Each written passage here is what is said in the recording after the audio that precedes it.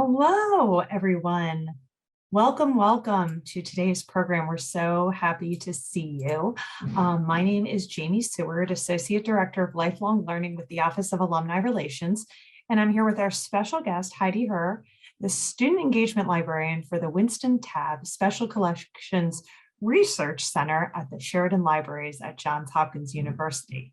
Now, before I turn the program over to Claire Miller, a member of the Friends of the Libraries, I'd like to thank today's program co-sponsors, the Sheridan Libraries and University Museums, the Friends of the Johns Hopkins University Libraries, and the Arts, Entertainment, Media, and Entrepreneurship Affinity. Now, Claire, it's my pleasure to turn the program over to you. Hi, everyone, and thank you very much, Jamie.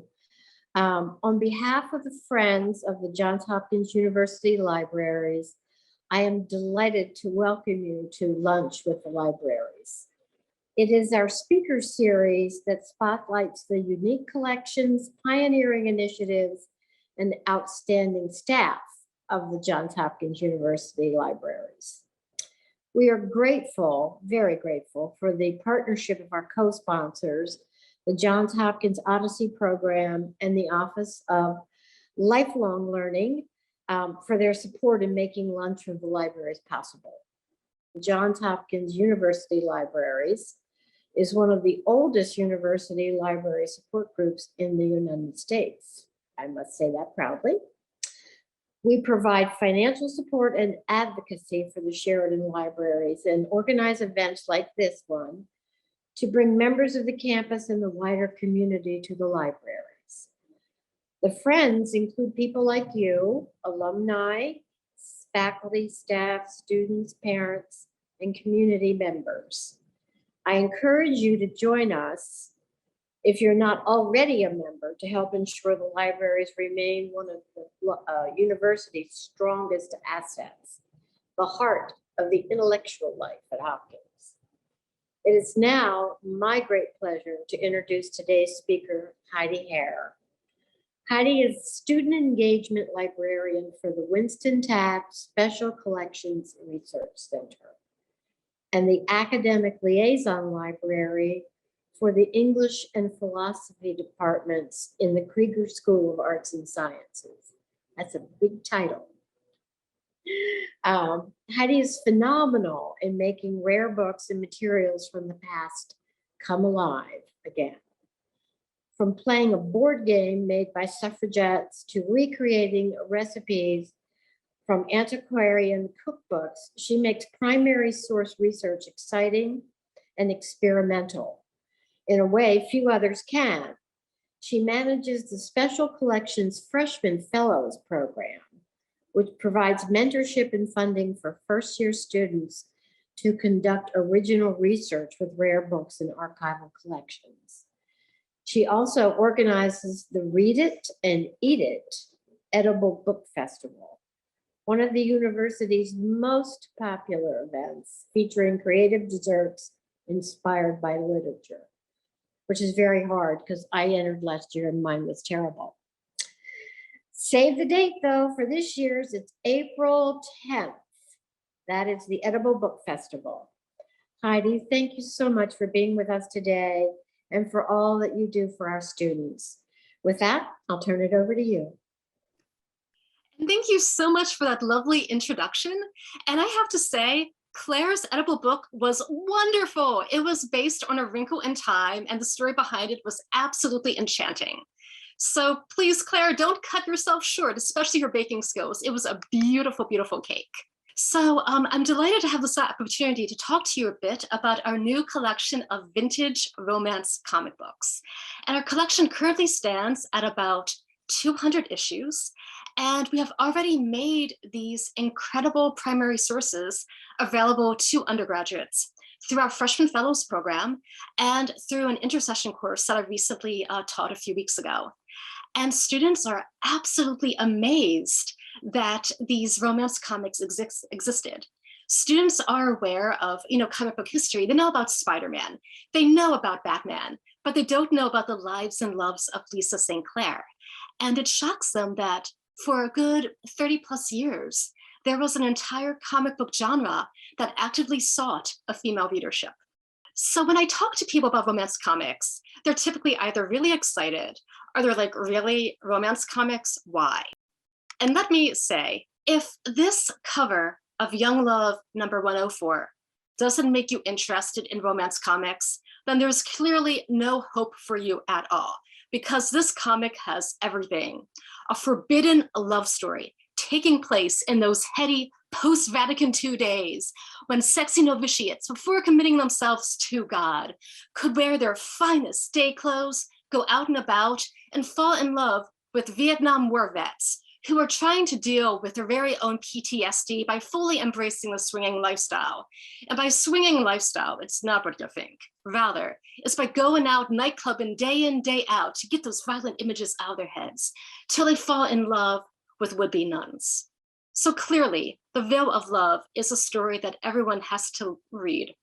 And it's also too a story that when I found out about it, it really and truly made me want to know more about what was happening with this genre, because this is a bizarre, bizarre story indeed. So let's find out exactly how the romance comic book genre started, right? And how we eventually get to Young Love number 104 and its very own Veil of Love. So comic books, the first romance comic book is widely considered to be Young Romance, which was first published in 1947, and it was created by Joe Simon and Jack Kirby, who are more known today for being the co-creators of Captain America. So in the late 1940s, the market for comic book readership was changing. There was this move away from reading comics that dealt solely with the exploits of superheroes or stories of war. There's more of an interest in stories that sought to be rooted in real life. Crime stories, police stories, and stories involving teenage hijinks like Archie and the Gang. So Young Romance was an attempt to kind of capture this new teenage market. And one of the things that's very interesting about this particular magazine was that they called itself a magazine and not a comic book. And indeed, it didn't just have illustrated stories of love, but it also had columns, advice columns, like, fashion advice, etiquette advice, and dating advice. So it was meant to be a book that was like a how-to guide to dating. It would give you some fun reading material along with some practical tips, so that if you eventually got a date or if you eventually fell in love, you wouldn't screw it up with some sort of social faux pas. And one of the big young romance advice columnists was this person named Charmaigne, who, in addition to being the cosmetics expert, was also their etiquette expert. And she would offer guidelines on when petting was and wasn't allowed. And believe it or not, it was never allowed. No wholesome young person would ever, ever, ever conceive of petting, let alone on a first date. On a first date, we're to go no farther than a kiss, and that was at the door and nothing more. You also learn from our dear, wonderful Charmaigne that a girl was never to call a boy, because if a girl was to call a boy, she would be labeled easy, and we simply can't have that. No way at all. But some of this advice is pretty good, such as if you're going steady, if you're in a committed relationship, basically don't see other people. If you want to date, break up. If you want to date others, you're not ready to go steady. So Charmaigne, she sees things clearly in black and white. If you're a girl and you call a boy, you're bad news. If you're a boy and you're going steady and you want to date other girls, you're a zero.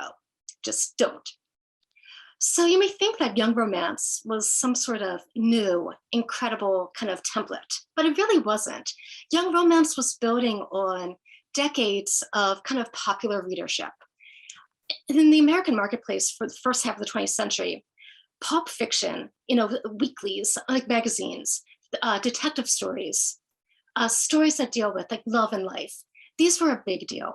So when this Young Romance was being created, they were really, in a sense, building on the work that was done with other popular romance serials, such as Love Story magazine. Now, Love Story magazine was published from 1921 until 1947. And starting in 1922, it became a weekly, meaning that by the time it ended in 1947, well over 1,500 issues were produced. And though it's called Love Story magazine, and we may think that it only had a female readership, it actually had a wide reading demographic. And we can learn about this by looking at some of the extras that Love Story had, including all of their advice columns. And you can find that men and women alike were writing in to get astrological readings on love, to get pen pals. And we also find too that the ages of people who are reading this magazine were all over the place too. You had teenagers to people in their 70s, retirees. So the love stories and magazines of this ilk were very, very, very appealing. And in part, I have to say, some of this has to do with their rather sordid illustrations. So every issue of Love Story magazine was a mix of serialized novels and one and done short stories. And every single work of fiction included tons of provocative illustrations, including lots of spanking scenes among married couples and a lot of somewhat lurid but kind of romantic kisses on the wedding night. So Love Story just showed that there was a clear market for these types of magazines. And I kind of like to think that Love Story, it ended in 1947, the same year that Young Romance started. So it's almost like Cupid was passing along his arrow from one form of popular kind of love literature to the next, appealing to a new generation of readers. So let's take a look a little bit at what these comics were doing, in particular what Young Romance was doing. So this is an issue of Young Romance from January 1951. And the cover, it's not an illustrated cover, rather it shows actual people. And Young Romance was known for using photos of like Hollywood starlets. And this was a way to sell the magazine by showing real people. It kind of created the sense that the stories you were reading are legitimate. They are true to life. And maybe, just maybe, one day these stories can happen to you. But the bylines for some of these stories are at times intentionally provocative, right? So you see here that the big story here is something called "You're Not the First," which sounds very, very unseemly and quite scandalous indeed. But "You're Not the First" is actually about how do you deal in married life when you fully realize that your spouse had a romantic history. And in this case, it's a story about a husband having to come to terms with the fact that, his wife dated. And it makes it sound much more sordid than it is. So here you have a little intro from the wife's perspective. "The day came when I told Wally, other arms have held me, other lips met mine. You're not the first." So Wally eventually gets over himself because he runs into one of his ex-girlfriends who's now married with kids. And he realizes, I'm being a dope. If it's okay for me to have had past romances, it's okay for my wife too. And it's kind of like, no duh, Wally. But I have to admit, Wally had to deal with some bullying. So basically, Wally and his wife are living in his wife's hometown. And it turns out that his wife did date a lot of the hometown boys. And she had a nickname, Oomph Incorporated. Yes. So his wife is constantly referred to as Oomph Incorporated. And I have to say, when I saw this phrase, Oomph Incorporated, I became immediately enchanted. And I tried to figure out if this was a real thing, if this was actual popular slang in the early 1950s. And unfortunately, I couldn't find any proof of it, but I did find out that there is a business registered in Rhode Island called Oomph Incorporated, but I was way, way, way too frightened to find out exactly what it is they sell. But rest assured, I now find myself, like, say if I'm watching an old movie starring Monty Cliff, I'm like, Montgomery Cliff, now he's a regular Oomph Incorporated. So I'm proud to say that this illustrious phrase is living on through me and hopefully through you as well. So Young Romance and its popularity led to this huge boon in romance comics. And you had a lot of imitators, some more successful than others. One of the more interesting imitators is teenage romances, which debuted in 1949. And teenage romances is really fascinating, in part due to its creators. A lot of its cover art was done by Matt Baker. He was one of the few African Americans involved in the heavily segregated world of commercial comic books. And a lot of the interior illustrations were done by a woman named Lily Renee. And Lily Renee, who is still alive today at 100 years of age, actually escaped Nazi persecution. And she became a very successful commercial artist. So the story that we're going to be looking at briefly is called Too Young for Love, which again is a kind of salacious title. But it was written by this man named Dana Dutch, He was known for writing what was called weird love stories. And by weird love stories, we're not talking about, love stories that take place among the backdrop of like a UFO abduction, but rather kind of stories that approach love at a weird kind of psychological angle. And the story Too Young for Love deals with the bliss of young love and heartache.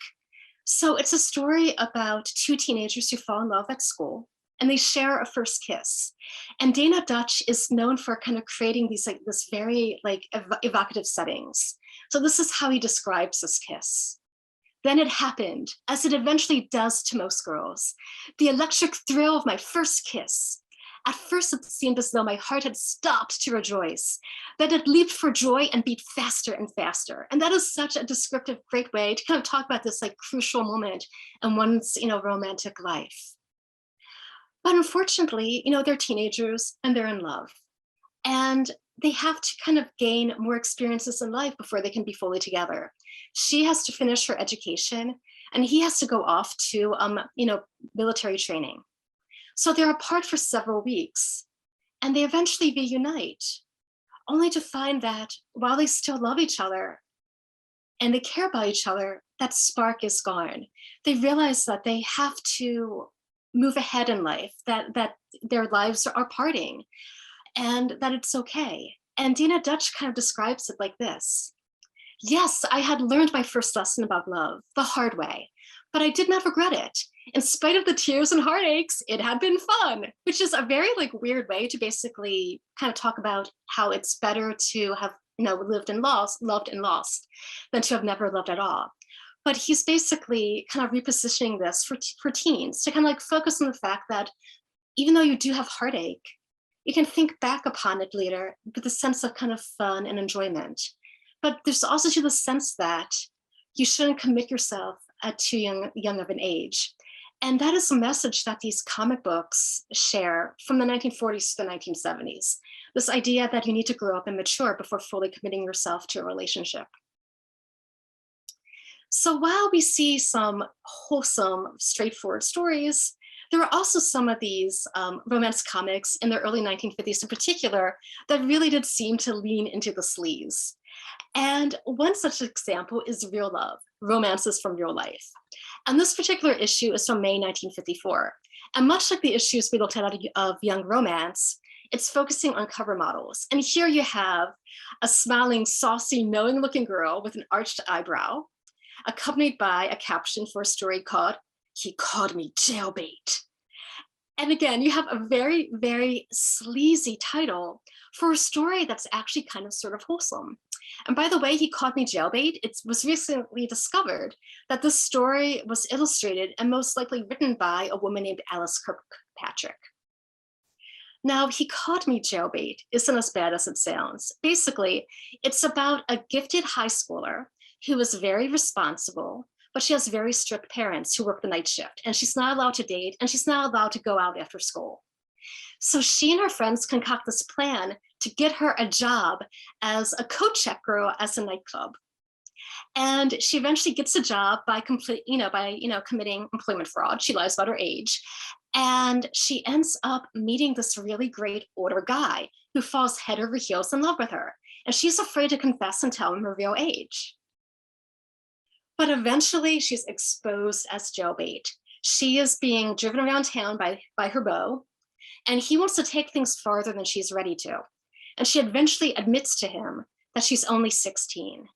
And he then goes, "You're jailbait, are you trying to get me arrested?" And there's this big scene and she's embarrassed and she's thrown out of his car and she thinks her life is over.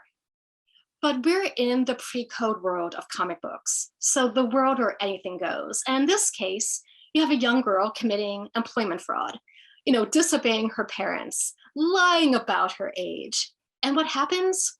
Her parents find out the whole story. They realize that they've been way too strict with her and that she deserves more freedom because she's so responsible.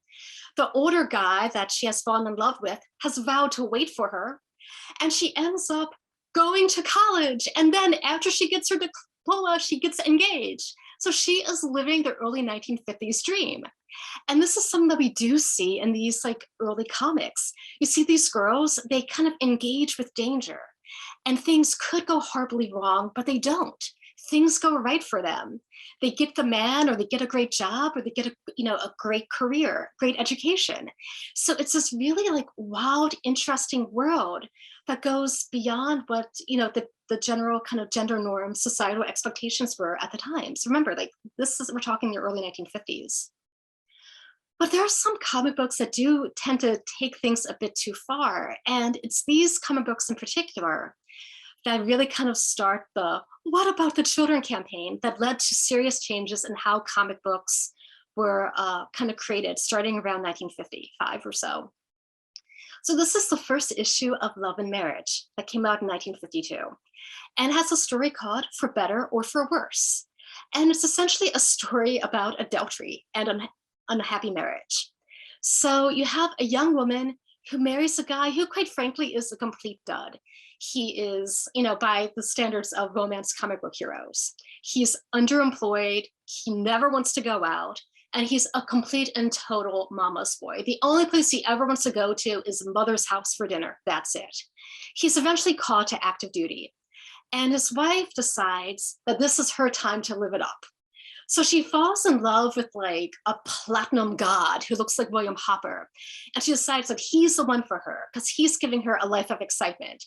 And her husband walks in on her making out with the platinum god. She decides that now's the time to divorce, everything is great.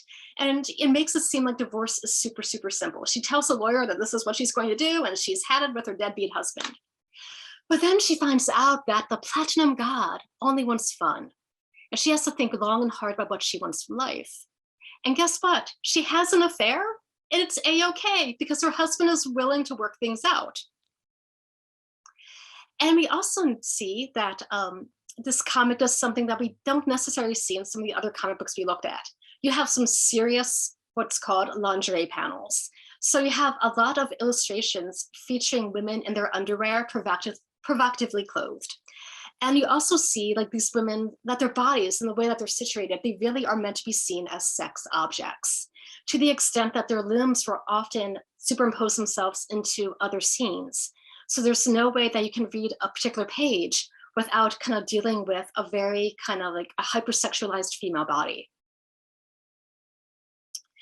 Now, lest you think that young romance was all wholesome all the time, I do want to point out that even with young romance, they would engage with certain topics that just are quite unsettling.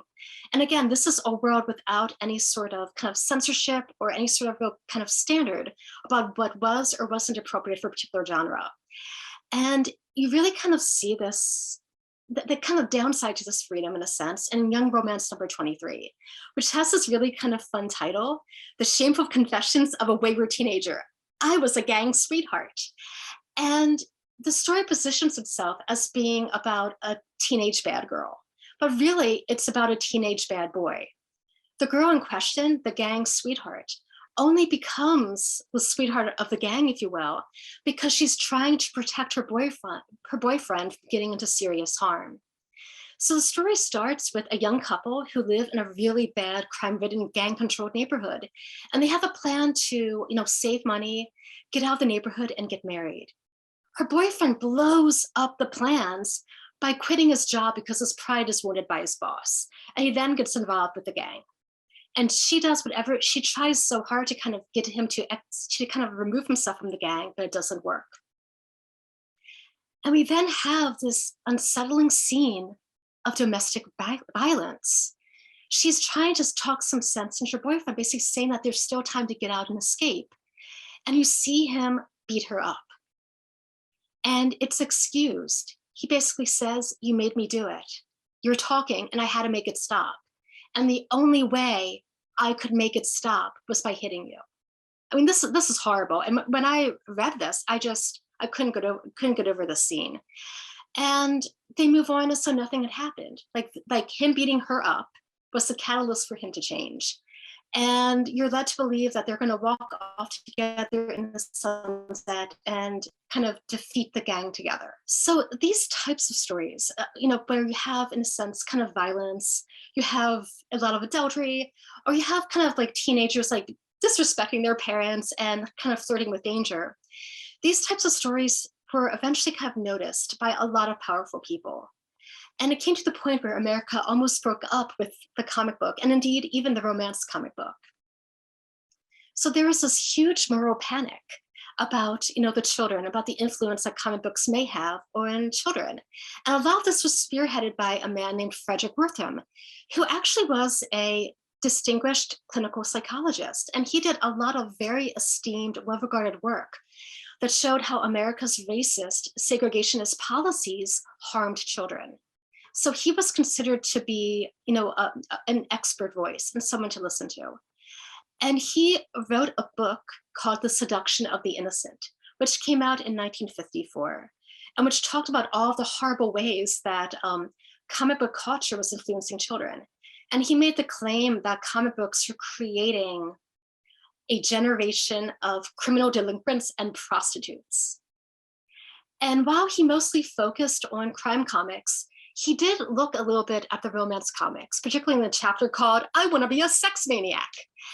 And it has to be said that a lot of archival research has been done that showed that a lot of the comic books that were discussed in this book most likely never existed. He made them up. And it's also believed too that he made up whole conversations to prove a point, that he went in not with a hypothesis, but he went in with the firm conviction that comic books were harmful to children. And he then wrote a book and provided the evidence that supported that. And when it came to the romance comic genre, he basically talked about how love comics played the angle that what they depict is real life. These girls are real people with real problems and real dramatic confessions. And that's something that you see in the titles. So you have romances from life, like real love, or you have like My Love Confession or My Love Diary. And that really was appealing. So he was right about that. And he also says, love comics do harm in the sphere of taste, aesthetics, and ethics and human relations. The plots are stereotyped, banal, cheap. Whereas in crime comics, the situation is boy meets girl, boy beats girl. In love comics, it is boy meets girl, boy cheats girl, or vice versa. And again, this is a very kind of glib kind of summary of romance comics. A lot more was going on than what he said. But people who made laws, people who were parents, they basically trusted him, and they really didn't do much research to see what he was saying was true or not. And I have to say, these comic books, they really are, some of them are done in bad taste, but they are a lot of fun. So what ended up happening is comic book publishers agreed to abide by what was called the Code of the Comics Magazine Association of America. And while this code mostly impacted, kind of crime and kind of superhero comic books, there were some sections that focused on the romance genre. And in particular, they really couldn't deal with divorce or have stories that showcased, adultery. And they also had to make sure that any sort of love story showed respect for parents, the moral code, and for honorable behavior. And that the treatment of live romance stories should emphasize the value of the home and the sanctity of marriage. So it basically forced certain limits on how romance stories could be told. And it also kind of sought to kind of deal with some of the things that we saw in that issue of Love and Marriage, this idea of showing kind of women in negligees or being provocatively posed. So it basically said that all suggestive and salacious illustration was to be banned, and that females should be drawn realistically without exaggeration of any physical qualities. And it basically also made sure to specify that these bans and what could and couldn't be shown applied not just to what was inside the magazine, but what was shown on the cover as well. Now, despite these limits, and despite the fact that a lot of kind of more minor romance comics went out of business, during the post-code world, some of the more mainstream comic books really succeeded. They continued to sell well. And these comic books like Girls Love and Falling in Love and Heartthrobs, these comic books were published until the 1970s. So these books found ways to kind of deal with the restrictions that were placed upon them by the code. So let's just quickly look at one, post-code comic book. So this is an issue of a young romance that came out in 1955. So it's an example of a romance comic book trying to deal with what they could and couldn't do with the code. And if you look at the cover right here, you can see that you have a couple embracing, but it's in a public setting. They're surrounded by other couples. So this makes it, kind of wholesome. And if you also notice too, the man is the aggressor. He's holding her. And the woman here is kind of leaning back, not quite touching him, almost saying, no, I don't know. I just don't know. That she's like the damsel distress type. So this was kind of like an appropriate comic book art in the post-code world. Now the lead story is for The Hangout. She went there in search of love, but love could not flourish in a place like The Hangout. And when I first saw this, I was like, The Hangout, maybe it's like some sort of like seedy, like dime dance hall place. Like I had no idea what The Hangout was going to be. And boy, was I surprised. So The Hangout deals with a teenager who's new in town. She's starting a new school. She doesn't have any friends. And she's trying to find her place within teenage society. She's leaving school one day and she meets a guy named Mike, who is a reporter for the Middleton Messenger. And he totally flirts with her. Like says, hey, you're pretty hot. I'm surprised you're single, despite the fact that she's a teenager and he's a grown man, a reporter with a real professional job. So it turns out that Mike Waters is investigating the teenage scene because he's heard some pretty questionable things that the government may not like. So our heroine here makes some new friends and they invite her to the hangout. She goes to the hangout and there's something about it that she doesn't like. In fact, she goes, it's cheap and I don't like it. The hangout is led by a guy named Bobs. And let's just say Bobs is all hands all the time. And he also really likes to mambo. But when not mamboing and when keeping his hands to himself, he seems to be a little bit political. So he's like, so you don't like to dance, eh? You're the serious type. Oh, that's good. We have a lot of new ideas here, the kind of ideas this country has needed for a long time. That's why we're here. That's why we're here at the hangout. So we never find out what these ideas are. We just know they're new, they're here. I mean, for all we know that Bob's really likes to mambo. Maybe he wants to create a new dance craze sensation that will take America by storm. Who knows? Well, it turns out that the hangout is actually a communist teenage club, even though we never really know what their politics are. And this reporter with the Middletown Messenger, he infiltrates the club in order to name names and expose all of the teenage reds in the town so they can be properly disciplined. And he thinks that the teenager that he has his eyes on is a commie, is a pinko, but it turns out she isn't. And he finds out that she's not, much to his relief. And all goes well. The Teenage Red Club is eventually exposed. Minors are ruined for hosting a super drab communist youth club. And the reporter who breaks it all gets to date a teenage girl with no repercussions at all. What a story indeed. So you really kind of see young romance leaning into the conservative culture of the times. And you say there are other stories like this where you have young girls in particular maybe flirting with the counterculture, maybe flirting with beatniks, for instance, only to find that that type of life isn't for them and that they really and truly should be going for the all-American man. So in sake of time, I'm going to move forward a little bit here. But what's interesting is that though you had this kind of conservative mindset in the post-code world, in the 1960s, you see this shift and things become much more interesting. And no, it's not because comic books already just start to show crying women all the time. Indeed, in the 1960s, women are always crying. And that's simply because tears are a great shorthand for drama.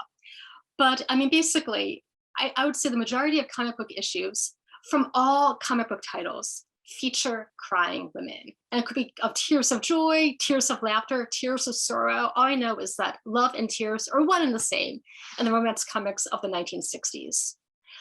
But you begin to notice a real shift in the artwork and in the types of stories that are told, particularly in the stories that are being produced by DC Comics. And they produce a lot of the major kind of well-regarded romance comics of the day, such as Secret Hearts and Falling in Love.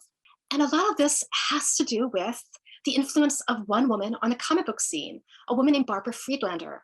And she's an example of the type of story that is being rediscovered due to the scholarly interest in the romance comic genre. So Barbara Friedlander started working for DC Comics when she was 19 in 1964. She had to go to work because her father died and she needed to help her mom support the family. And she got a job at an employment agency. And one of her first things was working as a mail clerk at DC Comics. And she loved the job because she grew up reading Archie comics and she absolutely loved soap operas and everything to do with romance. And the guys who worked at DC Comics really loved her because she was just a very kind of fun, vibrant person. And they also too felt sorry for her because of her like backstory. And a lot of the older men, instead of like, sexually harassing her, actually took her under their wing and kind of gave her support. And they realized that she had a lot of talent and a lot of good ideas. And she soon began to, write comic book columns. And then she became a script editor. So she was writing comic book stories. I mean, this is really wild.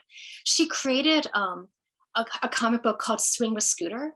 And she also created these like multi-issue, epic, like 20-issue long comic book stories that were very, very popular. So as a writer, she created and wrote the stories for the following series: 3 Girls, Their Lives and Loves, Reach for Happiness, and 20 Miles to Heartbreak. And Reach for Happiness in particular was very popular. And apparently, she gave an interview where she mentioned that she and all of the employees who worked on Reach for Happiness actually called it Reach for Penis because of all the romantic hijinks that happened in there. But the storylines were so convoluted and were actually based on, like the soap opera Peyton Place, that they actually had to kind of do like little like character crib sheets at the start of every issue. So while you may think, oh boy, this is just a stereotypical kind of crying girl, romance, what's very interesting about Reach for Happiness is that it shows a level of female agency. And Barbara Friedlander, in some recent interviews that she gave, she talked about how she really wanted to give some psychological insight into the girls that she was writing about. And that she knew that they were heavily, there were a lot of, they were hemmed in by what they couldn't do because of the code. So she tried to do what she can to show female agency and to give a sense of excitement about love. And that because she valued the genre and she knew that so many other girls valued it too, she really wanted to create good, solid storylines. And in Reach for Happiness, which was published in the comic Secret Hearts, basically it's a love story between a man named Greg and a woman named Karen. Now, Karen basically jilted her fiance, Greg, because she fell in love with a Hollywood actor and she eloped with him. The Hollywood actor eventually dies in a tragic car crash, so Karen comes back home, and eventually she and Greg reconnect. In the final issue of Secret Hearts, shown here, you can see that she becomes the crying woman, and Greg is yelling at her to get out. But the story actually is much more complicated. They had this big falling out, but toward the end of the story, they basically reconnect. And Karen asks Greg to marry him, and Greg says yes. Like, this never happens in romance comics. They actually have the woman asking a man to marry him, and they all live happily ever after. So we today may think that this is like a minor or kind of like trite thing, but in the world of romance comics, this was really uncalled for. And you see Barbara Friedlander also in another major story that she wrote called 3 Girls, Their Lives and Loves. She also has a pregnancy plot line in there. Now, again, this pregnancy plot line deals with, a married woman, but it does kind of talk about a young woman being concerned about how her husband will respond to the pregnancy because they don't have a lot of money. So it just kind of shows the importance of having a diverse perspective when you're creating something, when you're creating something like a comic book, because this diverse perspective can create exciting new storylines and really help to punch up and add to the realism of a particular story. So in addition to writing stories, she also created a fashion feature called Mad Modes for Mods. And these are a lot of fun. And she worked with artists who knew how to draw fashion, not clothes. And she and the comic book artists that she worked with would look at Vogue magazine and stuff to kind of figure out what the hip fashions were. And then they would recreate them for a comic book audience because she wanted her readers to have a sense of excitement about what it was like to be a young woman and all the fabulous things they could wear. So here you have a fashion feature that's inspired by pop art. You have another fashion feature that's inspired by mod Carnaby Street clothes. And then you have a fashion feature that's all about wearing clothes that allow you to be active and fun. And she would create her own slang. She would call boys tigers and girls tiger hunters. And clothing was all about choosing your weapons and choosing your weapons wisely. And you see that it's like the Friedlander effect, a lot of the cover art that comes out from DC Comics. So here's an issue of Young Love that features a lot of very kind of stylish young women. And if you look here, I have a photograph of the model and Warhol superstar Baby Jane Holzer. And you can see how the blonde here, her hair, her styling, it is very much modeled on the hip types of clothes that models and actresses like Baby Jane Holzer would wear. And then of course you see Twiggy in the new look. You begin to see comic book heroines wearing shorter bobbed hair and oversized earrings. And again, shows by having someone who was really part of the scene involved in the creation of these comic books, you can create stories that are vibrant and fun and that are more realistic to the challenges that young girls may face. And you do see this in stories like Girls' Romances, the only one for me, in which the storyline deals with a young woman who is concerned that all of her friends are married and that she isn't. And she talks to her friends to try to figure out what married life is like and if there's a problem with her for not getting married yet.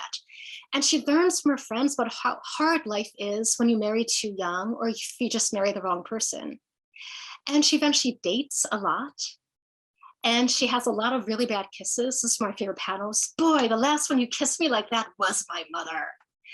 We are running out of time, so I'm just going to quickly move ahead here and just mention that Barbara Friedlander, it is exciting that she is being rediscovered, and a lot of new discoveries are happening with these romance comics, simply because people are realizing that it's new terrain. Like basically all that's been said about Spider-Man's been said, but with these romance comics, there's a lot of history, and people are really shocked by the fact that these stories had never been reprinted in anthologies before, and that no one has really cared to do the digging to find out who wrote what.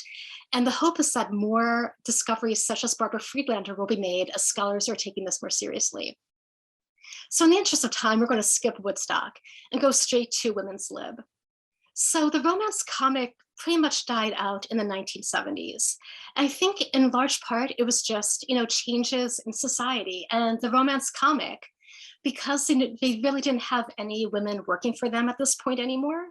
And because they were too wedded to this idea of the American nuclear family, and because of their own biases about what women's lib meant, they really couldn't change with the times. And these romance comics are really quite hostile to women's lib. And for instance, you see in Young Love number 90, which came out in 1971, you have a husband arrest his wife for protesting, because he's upset that she's protesting on his beat and he wants his beat to be quiet. So he throws her in jail and lets her sit in there for hours before he bails her out. And he's like, hey, honey, look, just cool it with the women's, the woman, just say, don't do this anymore, okay? Just cool it, don't protest, don't make any waves. And she's like, well, okay, I won't do that, even though she knows that her husband believes that a woman's place is in the kitchen. So they decide to do this some sort of compromise where she decides that she will not go out in the streets anymore. And the story ends with the couple embracing in their kitchen. So she's back in the kitchen where she belongs. And her final thought is that she's so happy that she's married to a terrific guy who's a great cop. And you also too see what young women kind of dealing with what it's like to have, women's libbers as their mothers. So in the story, A Daughter of Women's Lib, which came out in 1973, you have a girl who is totally embarrassed by the fact that her mom is active in women's liberation. And It really kind of frames women's lib as being solely the terrain of middle-aged women who are complete Karens and who force their husbands to do chores and who are really bad, mothers, who are busy, making protest signs and doing a lot of political organizing, as opposed to like listening to their daughters talking about their boyfriends. But it turns out that her daughter does take after her a little bit. She finds out that a gas station is hiring for a gas pump attendant, but they only want boys. So she applies and says that she can, pump gas just as well as any boy. So the creepy lech of a boss hires her, and he makes her, a minor, wear hot pants. So she's subjected to sexual harassment on the job. But it gets worse. He then assaults her. He kisses her. He's such a creepy old guy. And again, she's a minor. Fortunately, her mom, the women's libber, saves the day. And she calls him out for being a male chauvinist pig. And you may think this is great, but the guy, the boss, he receives no repercussions at all. In fact, he's framed as a hero because he helps the girl who he totally sexually harasses find true love. So all is forgiven. And you'd think at the very least that the mom, Miss Kiernan, with her women's lib connection, you would think that she would gather together all for other women's libbers and they would protest, they would boycott the gas station, but no, all is forgiven. So it kind of shows just women's lib doesn't do much. But the absolute worst story, and I'm gonna end with this because I've been talking for far too long, is my love story. Number 10, No Man Is My Master. And you look at the cover and you may think this is kind of cool because the cover, in a sense, it's like a celebration of, female freedom and women's lib. You have the backdrop is, like a women's lib meeting. They have a lot of signs, they have a lot of speakers.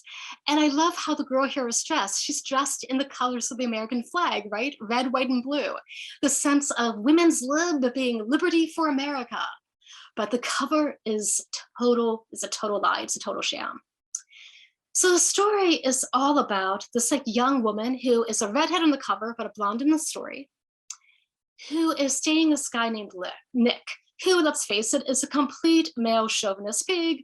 He orders for her, he dictates where they're gonna go on their date, and then he also dictates exactly how far they're gonna go on their date. And she's kind of unsettled by this. And she's like, I don't like how this Nick guy treated me. I kind of want to order my own food. And she has this awakening while stumbling upon a women's lib meeting. And she then makes this decision that from here on out, she's only going to date guys who are respectful toward her. And guess what? She doesn't like it. She doesn't like when a guy actually takes an interest in her and asks her what she would like for dinner, or asks her where she would like to go, or actually asks her if it's okay to kiss her. She doesn't like that. And at this point, I'm like, girl, maybe you need to stop with everything and go into therapy and figure out what it is you want from life. Just, you need to work yourself out.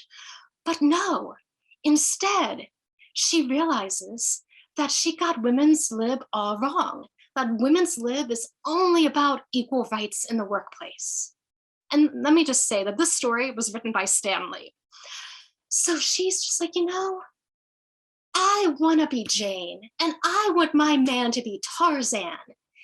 And that's how it ends. She leaves women's lib, and she takes up with this brute Nick guy who basically goes, yeah, me Tarzan, you Jane. He actually says that. And then she ends, and that's the way it's meant to be. And we're led to believe that this is the start of something lovely. Now, rest assured that the women's libbers were taking note of this. And a lot of big second wave publications actually talked in depth about the harm that they thought that the romance comics was doing to the women's lib movement. And the Liberation News Network actually reprinted in full the entire No Man Is My Master comic as a warning nationwide about what the comic books were saying about women's lib, because at the time, these comic books were still considered to be a very important kind of way to advertise to the youth of America. And on that note, I'm going to shut up because I've been talking for a long time, and I would love to know if any of you have any questions. You're probably also sick of hearing me talk and sick of looking at these bizarro images. I don't think anyone's sick of hearing you talk. I don't Ah, see any questions or any comments in the chat. So does anyone have any questions or comments? It just means you were really clear. Oh my God, this was terrific. Thanks, Adele. That was really nice. That's always great to hear. and I do want to mention that all of these comic books are available for you to look at. So if you feel like spending some time in the special collections reading room and looking at these things, we can make them available for you very easily. Well, that sounds amazing. That's really nice. Do you get a lot of people coming to look at comic books? I mean, when I think Hopkins, I don't always think comic books, but I think it's great that you have them. It's such an amazing gift. Well, this is an area where we really are starting to collect in, which is kind of cool. One of my colleagues, Mac, he's been collecting these like underground Spanish language comics. So that's kind of cool to see that are quite political and a little bit pornographic in nature, but they're very fascinating. But I really am committed in, to like increasing our holdings of romance comics because undergrads in particular really relate to them. Undergrads today are reading kind of contemporary twists on romance comics, either through online web-based comics or kind of like manga or like Japanese comics that are translated into English. And they are just so shocked to find out that there's this entire history of American comic books that dealt with romance and that really targeted a female readership. Like this is all new information to them and they're really excited to learn more. So I fully am committed to increasing our holdings. That's great. We all appreciate that so much. So we do have some questions. How did you go about choosing the topic and organizing your research? Well, that's a great question. So with romance comics, I really became aware of these when I was building our women's suffrage collection. So like every week I'd look at eBay because believe it or not, eBay was a great source for finding like some legitimate forms of women's suffrage ephemera, like postcards and stuff. And when I was doing my searches, I would stumble upon some of these comic books that dealt with women's lib. And I noticed that they were all kind of romance themed. And I just kind of put this in the back of my head. And I started to really think about these more seriously last year. And I started to do a deep dive into them. And I realized that these were fascinating, both because these were time capsules. They really revealed kind of youth culture, trends of the era. But they also too did a really kind of great job in kind of showcasing gender norms of the era, as well as how these comic books at times tried to push what was or wasn't acceptable a little bit. And again, to this idea that they were for female readership. So I really kind of hit all of the Heidi interests, right? And I thought this is really worthy of exploring, perhaps building a collection around. Well, how did you get the comic book collection? Just out of curiosity. Oh yeah, so I've been selecting issues myself. So I do have some really lovely funds that are dedicated toward undergraduate research. So I've been using those to kind of create a collection. So on one hand, I had been focusing on some that dealt with things like Woodstock or women's lib, because I could see how these could link to other collections that we had. But then I began to branch out a bit to kind of think about, well, what types of issues would really make for a strong and interesting romance comic collection? So that also involved looking at the artists and making sure that we had comic books that showed the contributions of people of color, as well as of women and things of that ilk, of really kind of branching out and thinking about what a good research collection would be. And I'm still hopefully building on that 200 issues strong. Good for you. That sounds great. Sounds like you're very successful. So I see a couple questions in the chat. Feel free to put your questions in the chat or the Q&A. Do we have any Charlton comics in the collection? We see DC and Marvel. Yeah, and I actually skipped over some of them. And we do have some Charlton comics. And I have to admit that I am biased. I did focus more on DC in particular, or like the National Romance Comic Group, in part because the art and the stories were just so much better. But I have started to buy some Charlton comics, and what I do find they really are fascinating. For one thing, one of the things that I've discovered by looking at them is that they really are straight up plagiarizing cover art from Marvel and DC. So that's something that I have noticed. The other thing too that I find really fascinating is that Charlton Comics really seems to be, at least in terms of the issues I've looked at, much more conservative than DC Comics. DC was very progressive, especially when it came to topics like interracial love and kind of like friendships, kind of across racial barriers. They were very progressive. But Charles in particular, they would come up with some storylines. Like there's one particular, which I was going to talk about, but I didn't, that talked about like love in the world of Vietnam War protests. And it was about a very conservative girl who was upset that her husband no longer looked like, not her husband, her boyfriend no longer looked like Greg Brady and instead had a beard and was out protesting. And she finds out that the anti-war movement that he's part of was being financed by outside foreign investors to create all sorts of disturbances, and that all of the like activists were basically crisis actors. I mean, this is like horrible. It's like protest, like any sort of like liberal or leftist protest was like a false flag situation. And I could not get over it. And it was like one of these like rare times when I'm reading something that I had bought for the collection, and had it been my own personal copy, and that's something that's for the story at Johns Hopkins University, I would have thrown it across the room in dismay. Like seriously, it was just so bizarre. Like I was not expecting that. And other issues of Charlton comics that I've looked at are very similar. Like the women's lib issues in particular really take it to a new level of misogyny. And there's even like a career girls romances issue that I'd love to buy, that seems to blame a secretary for being sexually harassed because she dares to wear a miniskirt to work. I mean, it's just really wild stuff. But I'm glad you asked about Charlton, and that really is an area that I hope to increase our hoardings in. There's a lot going on with Charlton, oh my goodness, and how. They also really like chest hair in their men. Whereas DC Comics is all about no chest hair. Charlton Comics, they like their men with the full Burt Reynolds effect, I must say.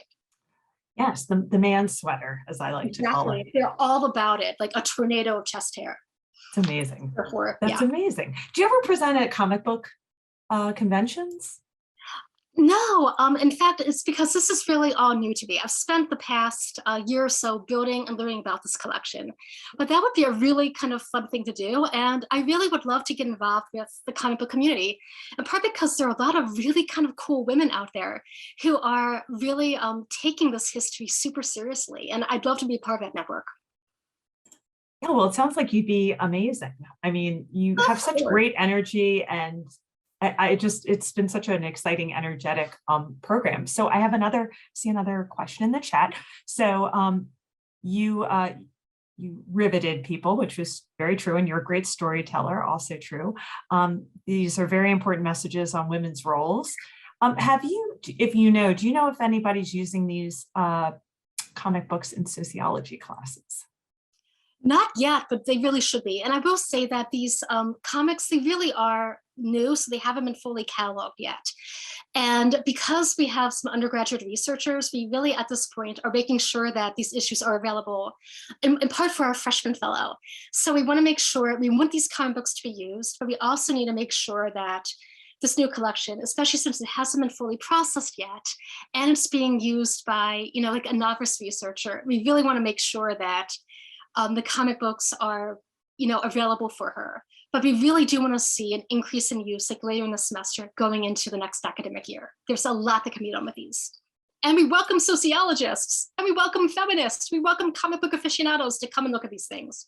So cool. Well, this has been great, delightful, and we're at the end of the hour. So perfect. You did a great job. It was so nice having you. Thank you so much for all of your time and your talent. It's always a pleasure working with everyone at the library. So a follow-up email will be shared with all of you who attended today and registered, and it'll have a recording of this amazing program along with a list of resources and our event schedule. We have others coming up soon, so we hope that you come and continue to engage with our libraries. We call them Lunch with the Libraries, and please, consider supporting the libraries. We need your support. We appreciate it. And we'll talk soon. And thanks, friends of the libraries. Claire, you did a great job doing the intro. I hope you have a wonderful rest of your afternoon. Everyone stay safe, happy, and healthy. And we'll see you next time. Thank you.